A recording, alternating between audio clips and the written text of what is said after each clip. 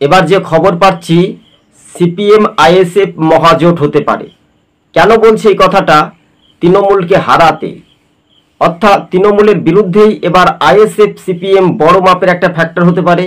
Social মিডিয়াতে এমনটাই নিচুতলার কর্মীদের মধ্যে একটা বড় বার্তা আসছে। তবে নেতাদের মধ্যে কি হবে সম্ভাব্য সেটা বলা যাচ্ছে না।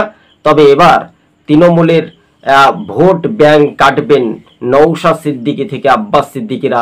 তারা দুই ভাই কিন্তু একটা বড় মাপের ফ্যাক্টর হচ্ছে। কিন্তু শাসক দলের ভোটার আর তৃণমূলকে ভোট দেবে বলে ২ চব্বিশ পরগনা জেলায় মনে হচ্ছে না।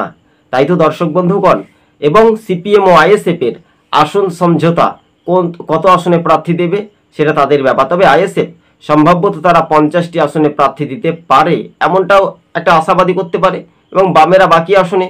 কিন্তু এই যে শরিক দল বামেরা কত আসনে প্রার্থী দেবে সেটাই সূত্র মারফত খবর এখন সোশ্যাল মিডিয়াতে শোনা যাচ্ছে। তবে আইএসএফ একটা বড় চমক খেলা দেখাবে আগামী 26শে নির্বাচনে তৃণমূলকে হারানোর লক্ষ্যর ডাক। আজকে ছিল এই পর্যন্ত।